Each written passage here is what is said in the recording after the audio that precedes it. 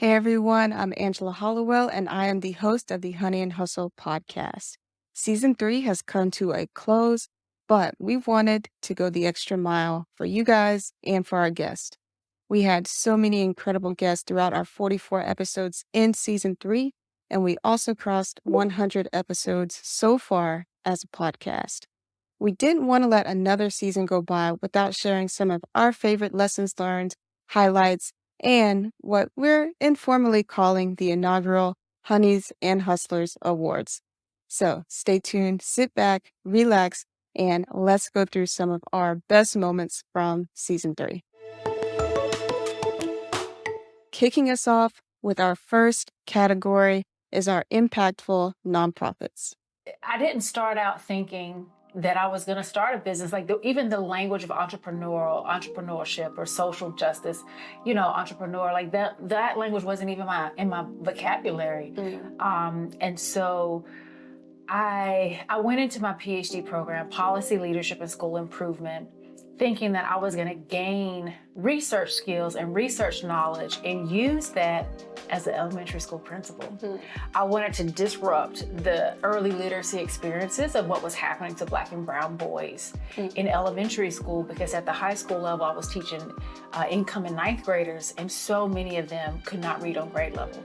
So I went into my doctoral program thinking I'm going to gain these research skills, I'm going to better understand these early literacy experiences, and then I'm going to go be a dope elementary school principal, and I'm going to change some trajectories, right, for kids, or at least try to have an impact. I just love, running startups under our nonprofit umbrella.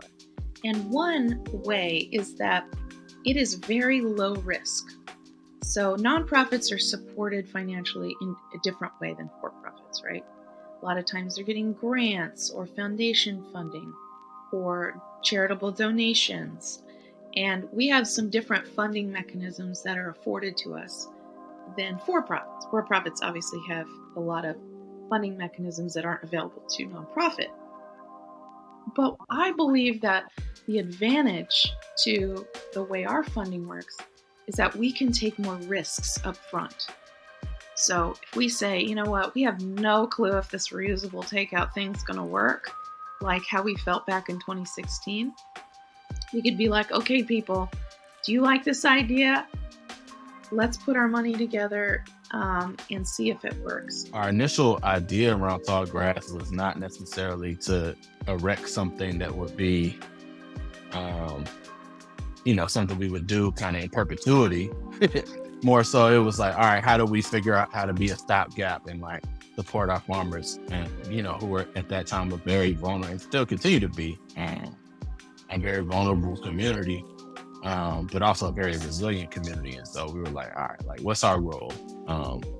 What's our role in their sustainability over the next, few weeks, few months? And then the support helped it turn into something that has been able to sustain for coming on 3 years. It's not a fair comparison to compare to people that serve in our military. What we go through is nowhere near what they go through. But I think the analogy serves to prove a point that it's extremely difficult. The way that sports is viewed, especially pro athletes are viewed in the world today, makes it very difficult on pros to find their identity outside of the game. And it's really cool to see people like LeBron James and female athletes taking advantage of their platform and understanding that they have the ability to use their platform not only just for soccer, but to set themselves up for life after. Separating that more than an athlete, more than a coach, more than a parent. We aren't our performance at the end of the day. I'm thankful that I got really great people in my life that have helped me through this transition. Got a great family, got a great wife. They just remind me that they didn't like me because I played soccer. They liked me because of who I was and my heart. We can't be work and all play. So let's take a look at some of our funniest moments from Season 3. So what has been your experience in just continuing to define what communications means to you and the teams that you work with and the people that you work with, having been in this space for so long? Yeah. Oh man, you make me sound old. No, you're not Wow, you've been in this space so long. No, I'm just joking. I'm giving you a hard time.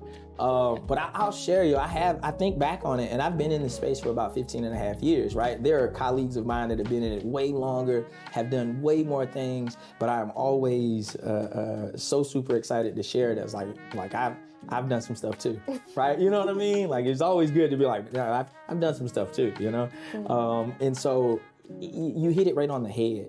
Like, I think about when we initially created Substantial, right? And if I can just have a short plug, like Substantial is a multimedia platform that exists, right?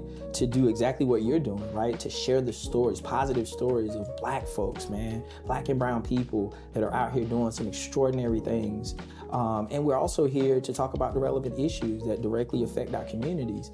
And when we think about that, right, we were like, at the end of the day, it has no other name but Substantial because of the definition. You know, you talk to the Lord about it and you're leaning on him and you trusted him. And I said, girl, I am, but it don't look good right now. I trust him. I know it's going to work out eventually, but right now, I got to be honest, it's not looking good. Well, look at when the rent due for your house and the rent due for your brick and mortar, and you got to flip a coin to decide who's getting paid first. Child, please.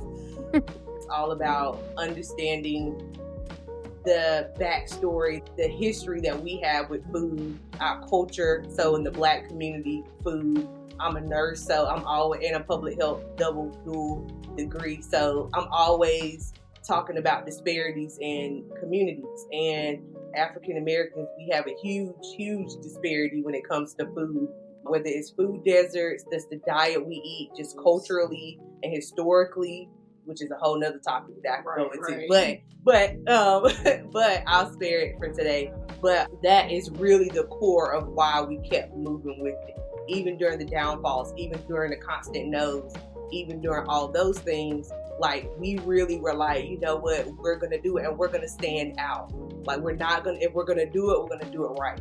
And we're gonna do it well. And so we did our research.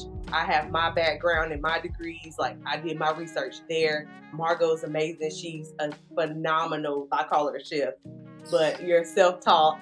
But she curates and creates amazing. She's an amazing creator. So together, we really put our heads together and just Blend of Soul was created. We had more tag teams than ever in this season. Let's take a look at some of our fabulous duos. The internet is everyone talking all of the time. Everyone has a thought, an opinion, an idea, or whatever to share. And if you let that discourage you from doing something, then you're completely missing out, because everybody else is going to be there no matter what. So you might as well get on there and say whatever you need to say, because at least some people are going to hear it. And what's important is your audience, the people who care about your topic, are going to hear it. It's not necessarily that everybody in the world hears it, because with peace and love, not everybody in the world cares about your topic, and that's okay. But if you're reaching the right people, it doesn't necessarily matter how many people you're actually reaching. I might have had a better shot having played college football with making $500,000 in the NFL than I could have raised $500,000 for a company. And that's kind of crazy to think about, because we talked about how, remember I said before, going from high school to college was one thing. Now going from college to the pros, I mean, there's a lot of talent left out of that never make it that. So again, your question makes me think, that's why I say I hesitate, because it makes me think life is about believing in people, but then also really the challenges of what it means to, as Tom said, Dorian, great culture, great vibe. But if he's going to get out there and be successful, it's going to be because he's got all these other systems that work for him that are working against the system that suggests that a Black restaurateur really can't compete with a Starbucks or compete with it. So as a community, we teamed up with different partners, and we were able to provide at least, even not maybe 2 or 3 days worth, but even at least a day's worth of food for, a child, or food for a teenager, or whatever, school-age children, because that is important. How can you go to school and focus if you're hungry? Yep. You can't do that, right? That's why they tell you during the state mandated test that we used to have to take, was it EOGs, EOCs, or whatever they're called. Yeah. They always used to tell you, hey, make sure you eat something light before you, at least eat something before you take the test, because if you don't, you're not going to be able to focus, and you're not going to be able to perform and do your best. And it's the exact same way take away the actual state mandated test, it's the exact same way for school. It's the exact same way for learning. And learning to let go of criticizing yourself and having that be a reflection on like your personhood, and just rolling with, it's business. I learned that. I learned what it means for like it's business, and sometimes that's what happens. But you can do little things about how you manage that. Those are lessons that we've learned, and I think that in the moments there are certain pockets where you are able to see very clearly why this thing excites you.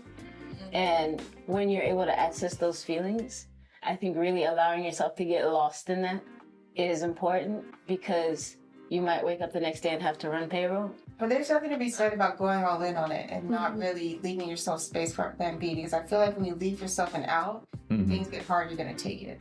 Yeah. You're going to comfortable, you're going to take that out. Like, I can always go back. Yeah. And that's part, like I knew that about myself. That's part why I didn't let myself do that coming straight out of college.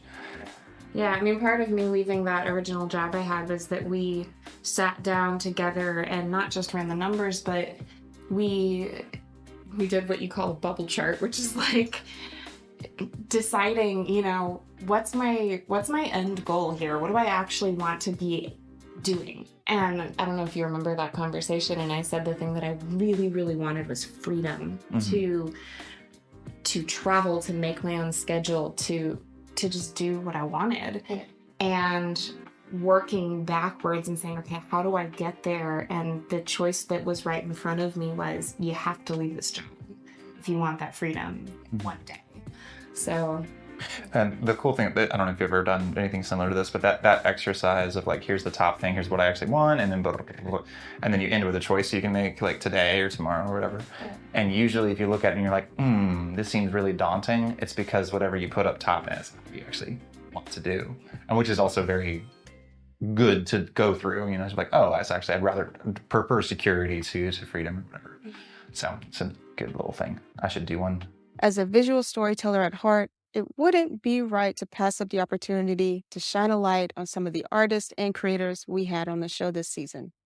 So going back to the distribution part of this is film festivals, so not just social media, but film festivals. So what is your approach to doing a successful film festival circuit for a film? Well, it depends. I tell filmmakers all the time. I know a lot of times filmmakers, they want to go to Sundance and Tribeca, South by.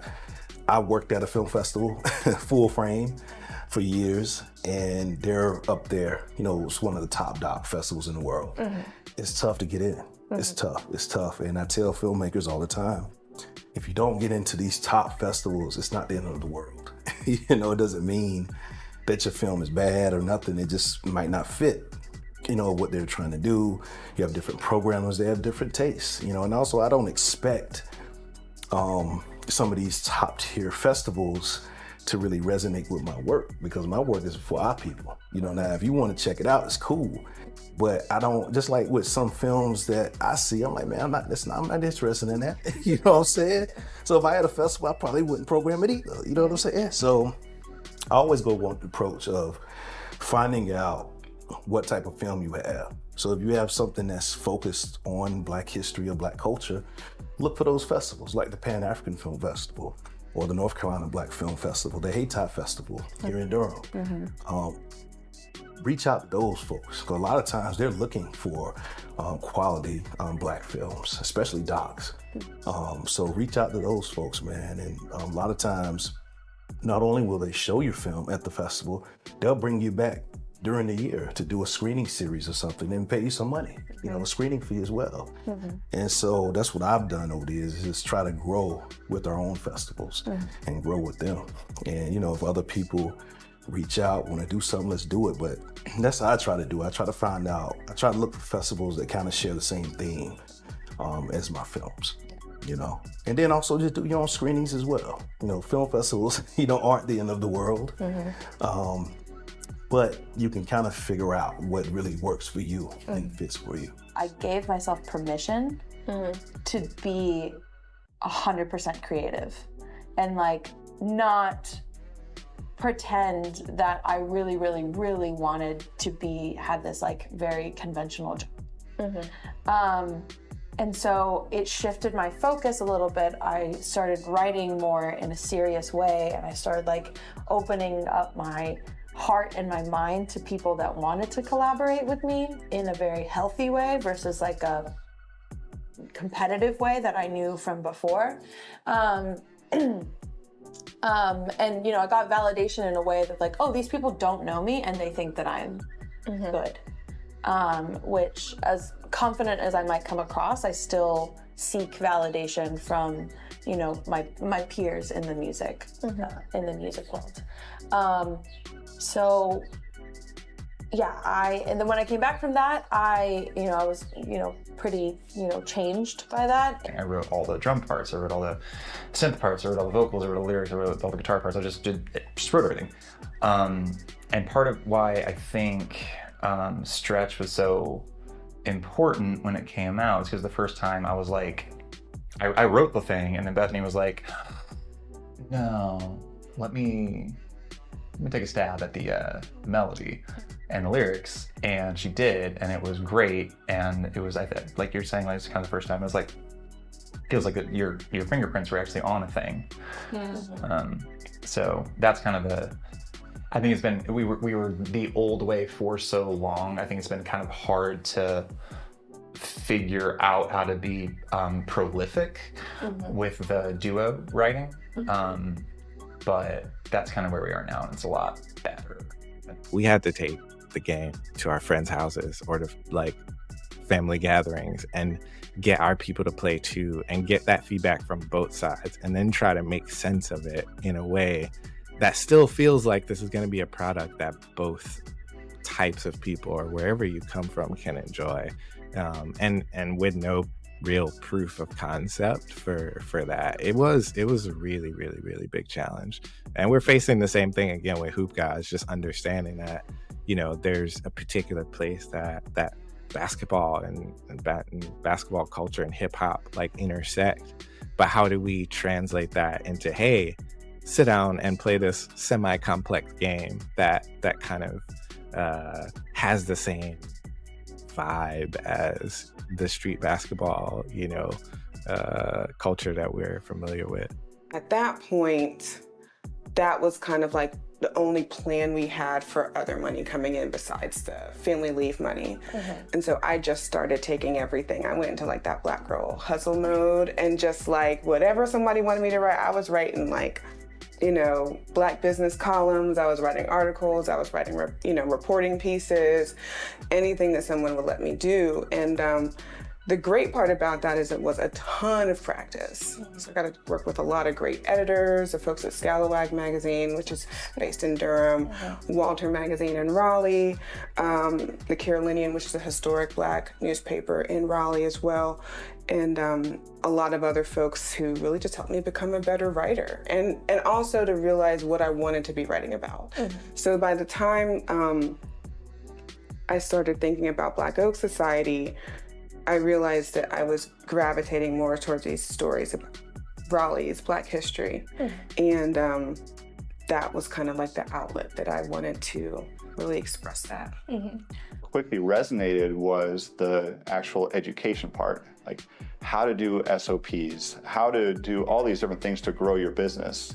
And we're like, oh, wait a minute here, like something's going on, like this can be valuable for businesses. Like, they don't have to be viral sensations to be valuable. Like from the content production standpoint, business development, and just like showcasing your expertise. Like, okay, I think this is what's going to happen here. Cooking is an art in its own right, and being a food entrepreneur is next level.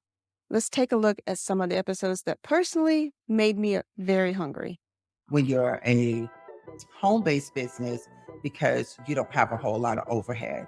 But when you start thinking, okay, I'm actually going to move into brick and mortar, there's, whether your products are flying off the shelf or not, you have to pay your bills in your brick and mortar space. And so for me, it was just, I had gotten to the point where I had initially looked at this space for a different type of business, but after talking to the owner, he said, and I said, well, I have a sweets business. And so he said that he thought that sweets would be great for this area. And I thought, well, me too. Interestingly enough, I went to school, just followed the normal track like everyone else. I thought I was going to be like a doctor or a dentist. Like that was my goal coming out of high school. Was like get really good grades, go to good school, go to med school, go to dental school. And so I guess even in that standpoint, I felt like I would like own my own practice one day, maybe. Like I wouldn't have a boss. Yeah. But I had that chemistry lab freshman year, and it was like 6 p.m. to 10 p.m. chem lab, and I was like, I don't know if I love chemistry and science this much to have 10 o'clock labs at night. Yeah. So that kind of like, I pivoted there. And honestly, I just kind of went down a path, worked in corporate America for some companies, and as I did that more, like that drum beat really started to come back, like, hey man, I want to be able to leave something for my family, for my kids one day. And it's really went serious about, okay, how can I do this? I want to make sure that I can build this brand, but not hurt myself by doing it. So I see some people, and which I think is great. They may put it out to Target and all these different, bigger supermarket chains and all that, and be able to have thousands. I'm not at the point where I'm doing like such a mass production. So right now it works for me. I know how many bottles I can produce every single month. I know how to get it out there to vendor events and online. It works for me. Because the idea was, okay, are we going to do a brick and mortar or are we going to do a food truck? Well, we tried kind of tapping into the brick and mortar, like not doing it, but asking questions and talking to people and, that were in our circle that have brick and mortars. And we realized, that's not really for us. That model is not for us. We like to be on the go. We love to travel. It's just the two of us. So we wanted something that it's like, okay, if we're if we're closed for that week, we're closing up shop for the week. We're going to wherever. So, because we love to travel. So I think the creativity piece came when we thought about, we said, you know what? We have our juices, we have our wellness shots. People know that about us. But let's tap into the real, I always say the true tea. The real tea is being able to curate amazing food. And we didn't want to do too much. Right. We wanted to keep it very small, very minimal, very simple. Boulder Durham has been an incredible ally to our work since the jump. Even before Gerald was like working there, and as doing writing and working with them. But just to clarify, it was almost clear. It was clear to us almost immediately after we started, and we saw the response. Like, oh damn, we about to be in this for a minute. So we were serious about it for a while, but the flexibility of being just under fiscal sponsorship allowed us to maintain some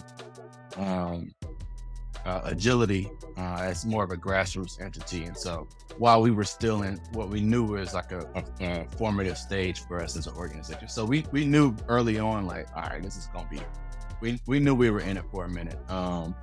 When we start, like almost immediately after, because of the response, because of the possibilities that we saw. People have known us in Durham for a long time, but we could have just not put a lot of emphasis on the brand. But I think it was a really smart decision. And we started with a food truck. And there were basically just a few food trucks at that time. Parlor Ice Cream and Only Burger. And we came on the scene with a sausage wagon and parked in front of Full Steam Brewery, which also had just opened. And there we were with our very complimentary brands, and people in Durham just went crazy. I mean, our opening night, October 27th, 2010, we had help from all sorts of folks in Durham to get the word out. And we had 500 people. They went around the block in line to get sausages, 4 different kinds of sausages. We hired a chef to work with us to develop those. And I'll just never forget that night for the rest of my life. Community is unity. And one thing that makes Durham so sacred is the amount of human beings that want better for our world. You know, there's so many freedom fighters here. There's so many people here that are creating those spaces for Black and brown small businesses, and there are so many people who are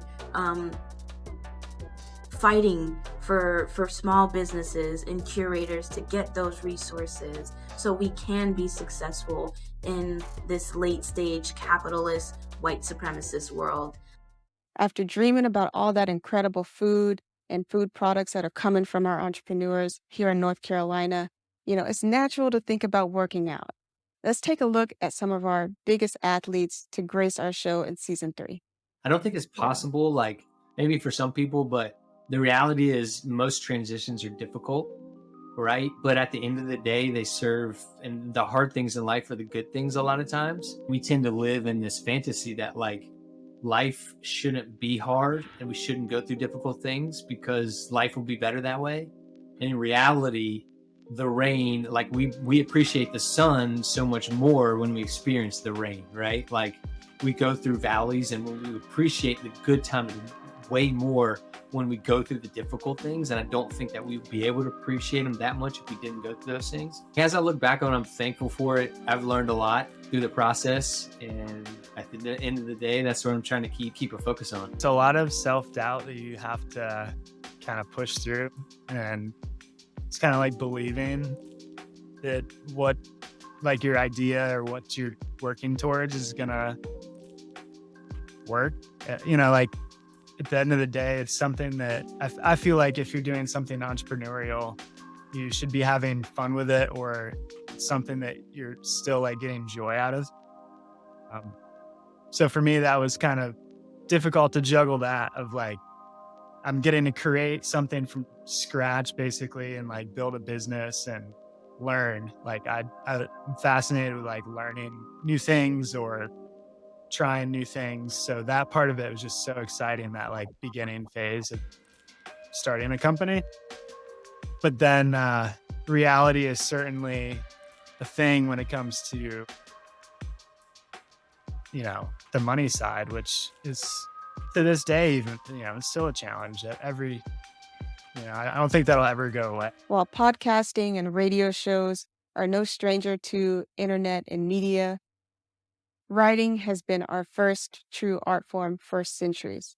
Let's take a look at some of the incredible entrepreneurs who have dived into the world of book writing and authorship. So I think when we start shifting perspective from what's wrong with me, or what are people going to see about me, or what are people going to think about me, and shift the conversation to what do people need from me, and how can I provide them with the tools or the knowledge that they're going to need to succeed, that focus on self is removed. And it makes it a lot easier for us to frame a conversation with someone that they're going to benefit from. And it's just like any sport, anything that we want to get better at, we have to do it. We have to practice. We don't get better at something without practicing. We have to build up the muscle. And so if you truly want to be an entrepreneur, I'm an introvert, but I'm also an extrovert. Like I'm both, and I know how to play both roles, but we have to find that extrovert muscle and work that muscle. And some people are okay with not being in the limelight, not having to have conversations, not being a presenter. And that means you're likely going to take a back seat in a lot of things. Know your why. Know why you're doing it. Period. That's the beginning and the end for me. I'm doing this because I'm good at this. This is my lane. I know this. I don't do the things. I've turned down plenty of opportunities that either I'm not interested in or that I'm not good at. At this point of my career, I'm not trying to start over and learn a whole new thing. I'm doing what I'm good at and what I'm interested in. And that's why I do this. We all have different gifts and talents. And so I'm leaning in to mine. I do a lot of different things, not just presentation coaching, but they're all connected. They're all media related. And so I know my why. There are 4 people in my apartment complex that are small business owners that I know on an individual basis. So I know the choices that I make impact them. I know that the gentleman that came to power wash my patio, that team that came and did that, several of the people that live just in my building came and asked me for their number and how much did I pay. And so just the choices that I make, the ripple impact of doing that. I think because we have a really robust entrepreneurial history and community, we get it on a different level. Oh, I could spend $38 on this bag of dog food and have it delivered to my door.